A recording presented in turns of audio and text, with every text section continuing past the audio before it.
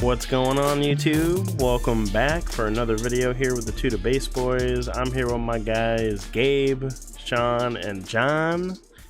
You're getting the John action tonight because we're previewing some decks that we think are actually going to end up being really good after the Django ban, the DJ ban, and the Triple Dark Raid ban. So the first deck we have here on the screen is going to be Sean's Han 2 ECL deck. So Sean, why don't you give us the breakdown of your deck that you picked? Yeah, sure. So when I saw the combination that could be done with They Hate That Ship and War Juggernaut, I thought that was a awesome combo to pull off in Han.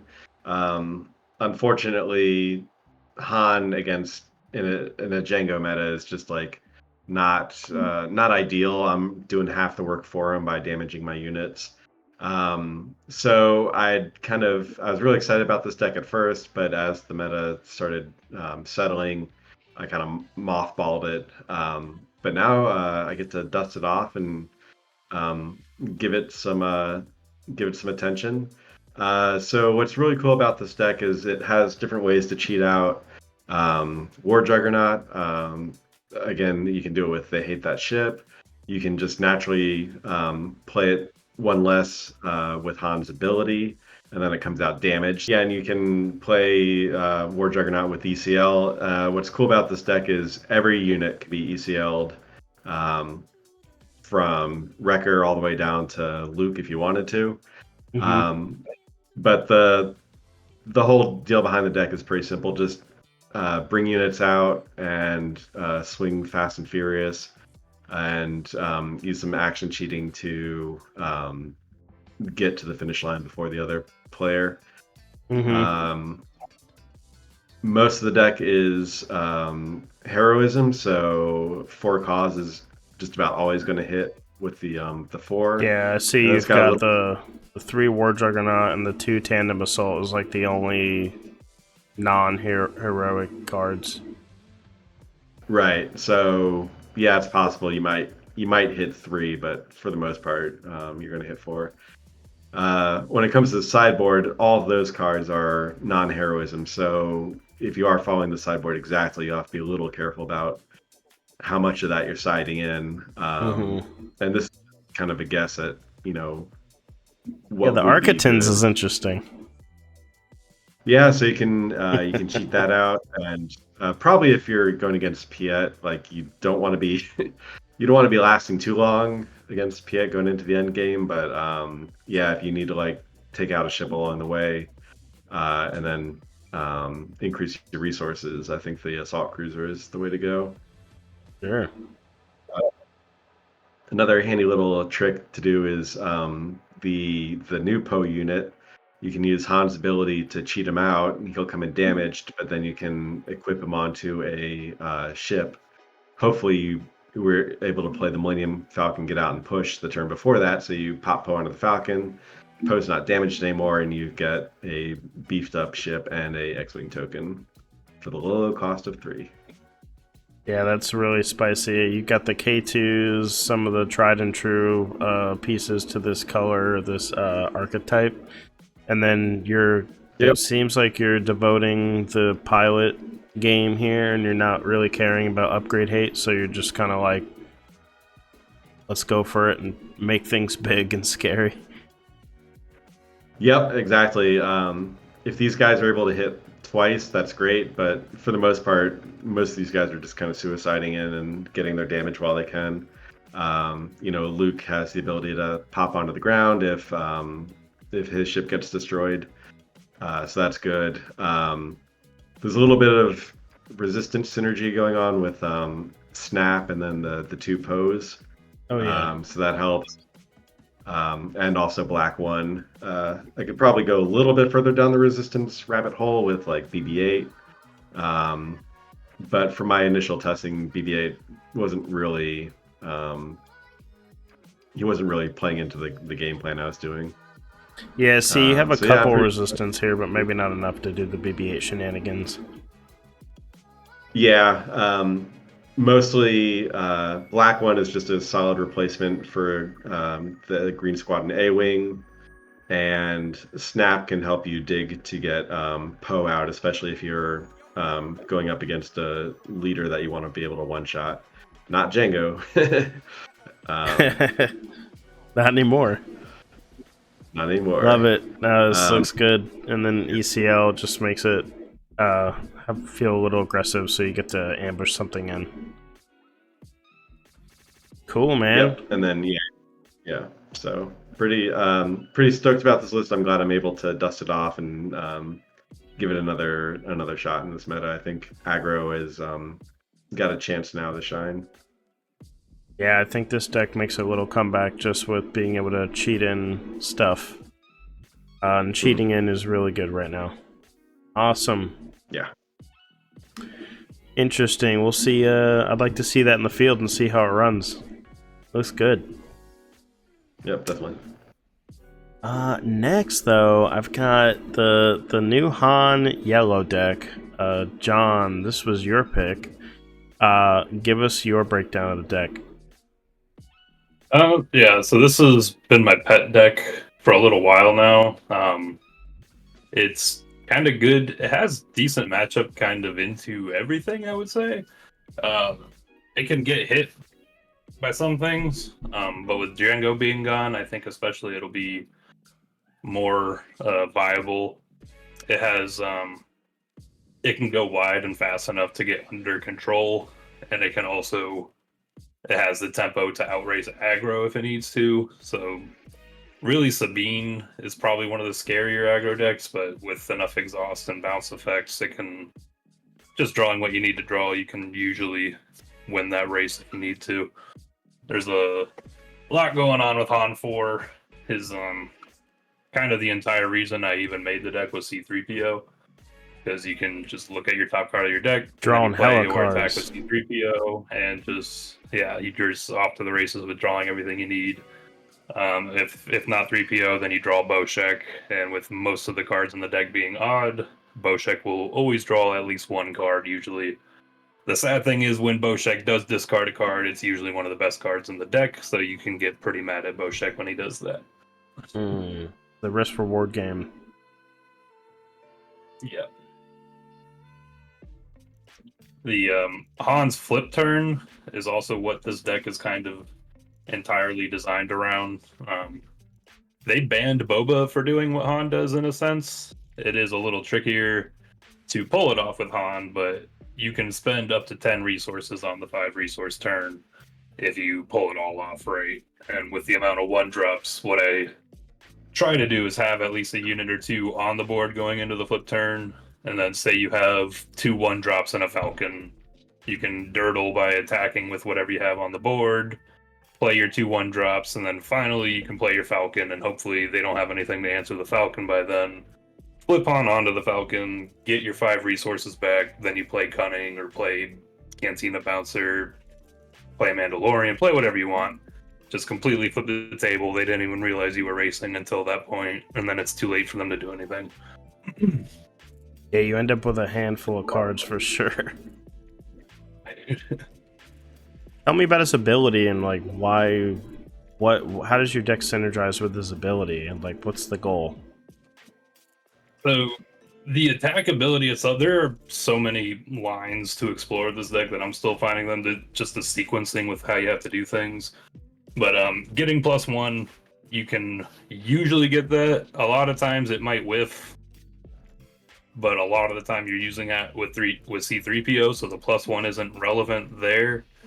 But there are instances like if you have multiple units on the board, you can get the +1 attacking with something else and then just know what you need to draw or call with C3PO when you attack with them after that, as long as you know your sequencing is safe and you can wait to attack with C3PO. So it sounds like there's a lot of actions happening. Action intensive. Yeah. And if you have a unit on the board, you do have to attack with a unit if you use Han's ability. So it's not like first turn where you can just use it to look at your card and play 3PO. Or like if you have a unit, you got to do something with it usually, as long as it's a ready unit. I wonder what I see your highest cost card is, or your highest cost unit is 5. So what happens if the game goes super late? What's your what's the worst case scenario with the deck? Well, usually I'm flipping onto the piece of junk Falcon. Like probably 8 out of 10 games, that's the goal. I want to flip onto the piece of junk Falcon. So even on like the 6 resource turn, I'm gonna have 5 resources, because you have to pay 1 for that Falcon. And then if you're not winning on that 6 resource turn, it's probably not looking so great for you anyway. Just with how explosive that flip turn is, you can do so much damage. If you don't win it on your next turn, then you're probably like 1 point away or really close, but you really should be sealing the deal there. Yeah, and you've got fleet lieutenants in here, and I'm wondering, I'm like, how many rebels do you even have? Fleet Lieutenant is really, he's like he was a more recent include, just because like he's not a good turn 2 play as he would be like in other rebel decks. So you're not going like 5 to base turn 2 with Fleet Lieutenant ever in this deck. Even if you do have a C3PO turn 1, like you don't want to play Fleet Lieutenant because then you're not going to get Han's ability and you're not going to draw. Fleet Lieutenant is really good, like if you have to lane dodge on the flip. I really don't like to, but I've been doing it more and more recently because just like lane dodge and going wide, he has a rebel tag. As a leader, you flip onto the ground, play Fleet Lieutenant, swing for 5 with the leader. And it's also just good on the flip turn. Like you can flip onto the new Falcon, which is also a rebel, ready your resources, play Fleet Lieutenant, swing with that. Yeah, that's really good. And you've got the classic double yellow cards in here that make it really good, like the Cunnings, and then you've got your Bodies to pull some cards out of their hands. So and he's got the rebel tag too. So yeah, he's always been solid. He gets wing leader pretty often, and I've actually had it come up a couple times, like against Bosk and Thrawns and the later control decks, where I can play Bodhi, or if Bodhi was on the board earlier, I bring them back with the Wolfpack Escort and play them again, and just really rip their hand apart so they don't have any answers for my units. Yeah, when you're that late in the game and your cards cost so little, you're able to do that, like just play things back and forth. Yeah, it's pretty cool. And that's another, because the sideboard is all up in the air right now because we'll see how the meta shakes out. Yeah. But I know I've seen a new adventure in a lot of, well, there's a few other people on like the main Discord that are working on Han 4 lists, and I've seen a new adventure in those lists. And that's one I definitely want to try, especially with things like Wing Leader and the Falcon and Fleet Lieutenant. Like on the flip turn, playing those a second time and getting the benefit again. It works with what this deck is doing. Yeah, it sounds spicy, man. I like the Mandalorian pilot units in there too. Yeah, he's great on ground and as a pilot. And I see you have Jam Communications, but you're not. There's no Sparkle Rebellions, like even in the sideboard. So, do you feel like out of the gate we're looking to remove? There's more events that we're worried about right now than units. It could change. Jam Communications was definitely Triple Dark Raid was a main target for that. It's still pretty good, even just like playing a turn 1 or like a 1-drop and jam, just to make sure you take out their power, the dark side, or whatever they could use to control you. Right. I do want to look at, I think, which one was it? Is it Unmasking the Conspiracy, where you discard a card and then you get to pick a card? Yeah, you're drawing so many cards. Yeah, that would be huge. That would be huge in this deck. Version of Spark of Rebellion. Yeah, that would be really good in this deck, man, since you're drawing so many damn cards. I'd probably go on the sideboard at least, or might even replace Jam. Yeah, I love it, and if not, they give me 2 droids. Cool. I hope to see this at locals. This looks good. I think Sean has seen it more than anyone else so far. He's got the rough end of the flip turn. Yeah, I definitely I really like that deck, and since I have the showcase, I really want to build that deck and run it because I love the new synergy with the rebel, the rebel cards, and hearing about a new adventure as well, like that gets my my brain going. So Yeah, and Definitely cool build. When Boshek goes off, he goes off too. All right. Looking at the next deck is the deck I picked. An old friend, set one deck that I played starting out the game right out of the starter kit, which is the Vader green. But I'm on Data Vault just because I'm on a little Data Vault kick. So looking at the list, pretty standard for the most part from old Vader lists, but I added in some set 4 spice. So on the 1-drops, I've got the Stormtroopers, both the First Order and the Death Star Stormtroopers, so I'm pinging on turn 1 most of the time. Sometimes I don't have to ping, and it's probably better for me to claim. But I've also got the Salacious Crumbs in there just to get a little bit of healing and to synergize with the Mauls. I put 3 Timely in here just because we do have the Reinforcement Walkers, so late game that's a heal 6 if you have to, or you're just able to ambush it. And Timely Reinforcement Walker is like one of the best combos in the game in my opinion, just because this deck doesn't have a lot of healing, if any at all. So outside of the Crumb, the only way to really get a burst heal is that late game play with the Timely.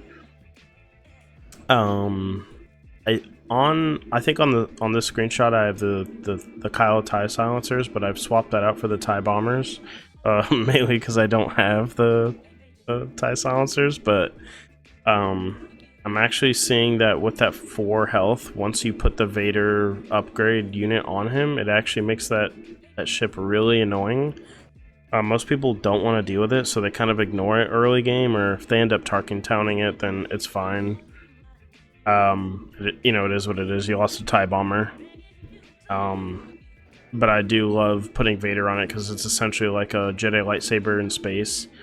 And, you're swinging for 3, and then the 3 indirect just gets really annoying to have to deal with early game. My favorite card in this deck, it's got on the low end, it's got the Vader lightsabers just because we have so many Vaders. We have 3, or I think I have 2 here, but I might bump it up to 3 for the set 4 Vaders. At very least, if you're ramping, you're able to play a 7/7 sooner than you normally would on the ground, so that's really good.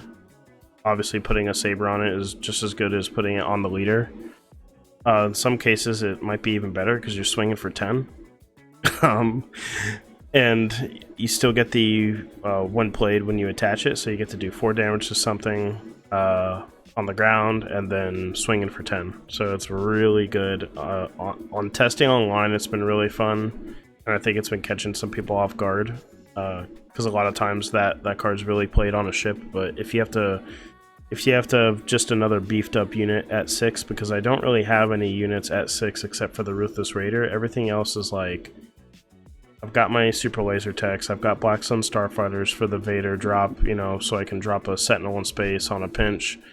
The Phase 3 Dark Troopers on the ground for Sentinel, just because I know Sabine's gonna, aggro's gonna make a little comeback here with the Jango ban. So I think that Sentinels you're gonna need.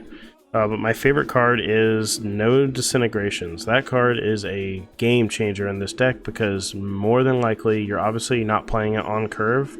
You're playing this late game when someone drops a Crate Dragon or something huge, and you need to be able to kill it for cheap. You pay 3, you get them down to 1 HP, and you use Vader's Ping. So, and if Vader's deployed, they haven't killed him yet, well, you can use his on attack next time to kill that unit. I got the OBs in here, resupply, so I'm ramping. My removals, Open Fire, and OB. And the No Disintegrations, and I do have 2 Force Choke in here, but I think that's going to stay there. And then in the sideboard, it's not done yet, but I do have the 3rd Force Choke in the side, probably for Sabine sideboard, if anything. And then I've got 2 copies of I Am Your Father in the side. That's going to be for the Han matchup, so that way when they deploy Han, I'm either able to kill their Han right away or get 3 cards, which is going to help me, in the later parts of the game. Also got some Relentless just for the hard control matchup. That paired with Palp's Return is pretty much my way of locking in the end game versus those decks if they haven't milled me out. And then on the top end, we've got the 3 Vaders, 2 Mauls, 3 Reinforcement Walkers, 2 Crates, and 3 Devastator. The set 1 Devastators. The reason I'm able to go so high on the top end is because we're on Data Vault, so we just naturally, you almost add 1 or 2 to every card in your deck. So there's almost never a reason to play a 1-of in this, just because you're already having to dig a little further, having 10 more cards in your deck. So the best practice with this I've found with Data Vault so far is like, make sure that, you know, the things that you really want to see, they have to be a 3-of. Anything that you would like to see that isn't, you know, it's not really your win con, but it's going to push you further, maybe you just put 2-of. So the deck's been good. It can just run through a lot of decks. I feel like so far it's struggled against... I played a Trench Blue deck that really gave me trouble. It basically kept freezing everything I was playing, and then milling me out, so I did lose that one. Pretty close though. He really had to work for it, but I can see aggro maybe speeding up through this deck. I do have a lot of like odd removal that I think is a little unorthodox, like using no disintegrations. Like for example, I played a deck that was putting upgrades on. It was like the Poe Dameron upgrade. He put it on like an A-wing or something, and it ended up having like 7 health on the 3 resource turn. But I was able to kill it the next turn just by using no disintegration, so they weren't really able to get the value out of it. But I like the deck.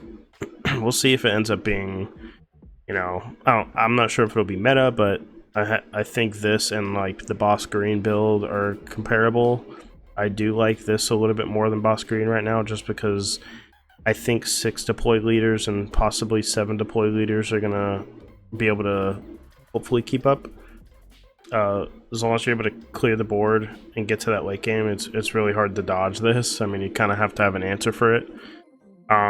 So right now I'm not sure what'll give it a hard time, but it's possible Han 1 yellow might be able to disrupt this enough to where it gets to be hard to manage a hand and play your game. But so far it's been really fun. I'm stoked to play this at locals. Yeah, I do think no disintegrations is a huge add for Vader. No, it is a like little that. slow, but I mean, in the late game, it's just another, like, it's basically Fell the Dragon in the blue and green colors, or Vanquish or Rival's Fall, whatever you need it to be. You have to do the extra action to use the ping with Vader, like you said, but it's still really good, man. And it just feels great when you play the card, because it is villainy, so obviously you get to use Vader's ping to finish it off. I'm gonna keep pestering you to try a dogfight until you do, though. Yeah, I think I could see that being good if like they start developing a board. That's a great point, because what has been a little struggle is when they go wide enough. Like, I don't want to keep using my units to swing and kill other units. Eventually, I want to just start hitting the base. So you can do both. Exactly. So I'm thinking of that and salvage, just to make it so much harder for them to keep the relentless away. But that also might be a sideboard card for control. Like, imagine sideboarding in relentless and salvage, and then they go to like kill your relentless or whatever, and you're just palps return, salvage. So many ways to recur your annoying ass relentless, and it's just like there's nothing hard control will be able to do against that. So we'll see where it goes. It'll be cool. So far I've had a lot of fun just playing online with it. And then lastly, we got Gabe's double green palp deck. Gabe, tell us how you're feeling with this list that's got a finalizer in it. Yeah. I have a weird fetish with joke decks, and for some reason, whenever I make a deck and it's a joke, it ends up being one of my best decks. And like, I had the same problem with IG 88 with Droid Manufactory. But what you said earlier about the Reinforcement Walker, Timely Intervention and Reinforcement Walker, that is what made me choose to do green instead of straight blue. I do believe the blue could be better into the meta, but for a different reason. I don't think the blue works with Palp as well as it does with like Kira and or Krennic. I think that they probably make that blue-green villainy combination better than Palp. Like Palp is a strong leader, but the green data vault base is actually more supplementary to Palpatine's ping and steal ability. The deck was, what if I did everything I could to steal everything that you played from you? And that's what I end up doing, because I saw, like, it's like, well, I have choose sides, right? I have a whole bunch of those. I've got Architens, so I can steal your cards and make them resources. I can steal your card with a Palp flip. And not only that, but I get extra ramp tools. When I saw Resupply Carrier, I immediately thought, you put Resupply Carrier on 6 resources, you go to 7 resources. The next turn, you're at 8 resources. You can even just sack the Resupply Carrier, ping something of your opponents, and then flip and steal it.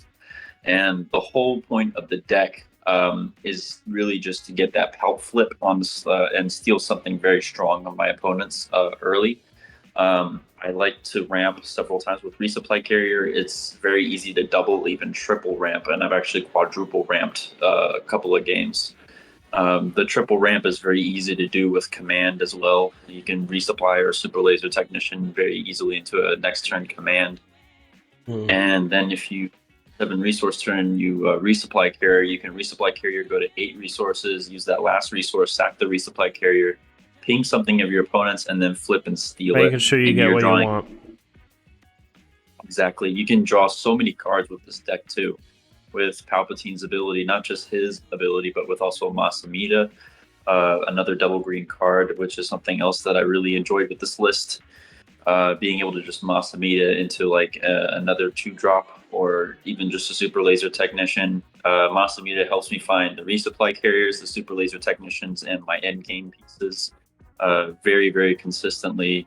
Digging 4 cards deep into the deck to find a specific unit is incredibly powerful, and everybody kind of just ignores the Masamita. He's like, oh, it's just a little 0/4, you know. But I think that he's kill on sight card does even more work. so than. Yeah, even more so than Pershing, in my opinion. I think that needs to go as soon as it's on the board. But the timely intervention with Resupply Carrier has, not Resupply Carrier, the Reinforcement Walker. That's literally won me so many games, just that alone. And then after it's dealt with, I Palps return it back with an Admiral Piet out, and it gains Ambush, and I get to just discard the top 2 cards in my deck. Yeah. Do you plan on adding that into the deck, the timelies? Yes, I do. I have 2 timelies and 3 Admiral Piets. I absolutely adore being able to ambush a Devastator and kill something on the ground and in space. I love being able to play Relentless 6 times with just the regular card, and then being able to play like Salvage or Palps Return. Actually, since I've since cut Salvage after adding in Palps Return. But the deck is extremely consistent. The 10 extra cards don't even feel like 10 extra cards. They just, because you're drawing so many cards. Like, you don't have a problem with that 10 extra cards. You can't get milled as easily. You find all your pieces very consistent between Masamita and your Emperor Palpatine. And it's been an absolute blast. I've been playing it at locals lately, and I've been having a lot of fun with it. Much to Hector's dismay. This deck would make me want to pull my hair I don't have out. And I love that you have 3 traitorous in here, so you're guaranteed to steal something. Like, their early game is getting stolen. If you're playing a hero deck that's throwing pilots, like if they throw a Chewie on anything early game, you just take it. It's great. Yep. I actually, against Hector, played a Luke Skywalker.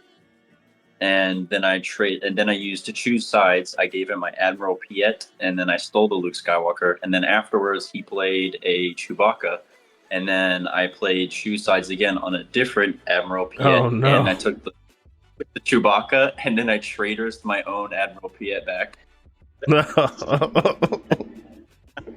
You were that greedy. You're like, I'm not even gonna let you keep my little grunt. That's so funny. after seeing the shoe size, but I was like, I'm gonna trade the rest of my own Piet back just to be extra mean. Yeah, and I see you have a finalizer in here, so you want to just tell us a little bit about that? Is that just like, hey, if I get to it, let me see how it works? So the finalizer was actually for all the decks that can possibly turn a corner against me. I only played it at a 1-of because I saw it in Piet green, and they can play like they can get there real fast. So with me, it was more like a end game cleanup crew type deal. I play so many units in the Palp deck. Like the deck it's kind of hard control. It's kind of mid range. It's just this weird like Frankenstein of ramp mid range hard control. And I end up getting a lot of ground units, but I get quite a bit of space units too, space presence. And playing in 11-11 for however many resources I've got that can capture just like board wipe, surprisingly board wipe. I draw so many cards, I see it quite a few times. I haven't yet been able to play it on anything but Carabast, and when I do play it, it's usually the end of the game. It's highly underrated in my opinion. So all your units capture something, right?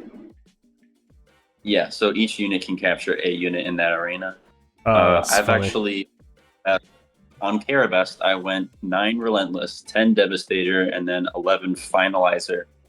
And they had, I think, I was playing against Boba, the new Boba Yellow, and they had like a Fet's Fire Spray and then a Hunting Aggressor, and I had both my Relentless and the Finalizer capture both of those cards. Oh man! And at that point, yeah, it was like the spice. It's like I had a breaking in. I was going to use that on the Fet's Fire Spray and kill you, and I was like, well, And I see you've got Enterprising Lackeys is good for the Finalizer shenanigans too, to make sure you have something to capture, because you can always smuggle that thing back out. That was actually at ramp. The Enterprising Lackeys one-shots the leaders with Overwhelming Barrage. Like, I play them on 4 and 5. I Overwhelming Barrage to kill Quinlan and Jango, but I don't have to worry about that, so maybe he might get cut. That old set 2 card. Still good though. 4 cost 5/5. Yeah, no, he's got great stats too. So when you buff it, it makes it even better. Man, these lists look really good, and I think we're gonna honestly see a lot of like the usual suspects. I think this video we really wanted to hone in on stuff that we personally have maybe been working on that we think will still be pretty good. And with Jango being gone, and some of these banned cards or suspended cards not being able to be played, it's going to open up the pool for a lot of decks. And we're right back. It feels like just yesterday we were like at this open meta, and we all knew Jango would be good, but now it feels like we're right back where we recently were when set 4 was coming out, and we're back to a sort of an open meta. We know what's going to be good. Without DJ. Yeah, without DJ. So we get a chance to play the game and not have our resources blown up. So I think, yeah, like some people predict that'll open up the gates for control. Some people think, Han 1 yellow is still going to be really good even without that, and that was just an added bonus to what was already broken and cracked. And I'm excited to see people still piloting Han, because I didn't, it would really suck to have that leader banned, and I'm glad they didn't do that. But instead, for now, just tweaking one of the parts that makes it a little tasteless when in the grand scheme of things, I guess. So any last thoughts? I am a little sad that my Boba showcase is probably worthless now, but well, you can still play them all in Twin Suns, right? So you can still make your. I mean, the leader is still illegal, but without Triple Dark Raid, the deck is not going to be any good. Yeah. A lot of decks are getting hit with that Triple Dark Raid ban as well, so it'll be interesting to see like how good Cunning still is. I don't think Triple Dark Raid is a vacuum of yellow in a hole. I think that card was really good, but I think there's still so many good like yellow archetype decks out there. It's not. It's. I don't really think it's gonna shake up a whole lot, but I do think it's gonna open up the gates for decks that were held back, like these mid-range blue hero decks, maybe, and stuff like Pulp Green and Vader Green, and decks that were once really powerful, and then for whatever reason, when all your stuff's exhausted, it made the deck unplayable. So now that that's off of the table, I think it's a great opportunity for everyone to start playing what's fun, playing what they think will be hot. I know I've got Kaz built and ready to go. I think Kaz will be pretty good, and some of these other aggro decks, but yeah, I'm stoked to see how it turns out, man. Yeah, I think it's wide open after Yeah. this. Yeah, for sure. A new adventure. A new adventure. It's Palp's time. Let's see if he can reign the throne once again. Yeah, guys. Well, I think that's all we have for the video today. Well, thanks for tuning in. Make sure you like, comment, subscribe if you're enjoying the content, and we'll catch you on the next one. See ya.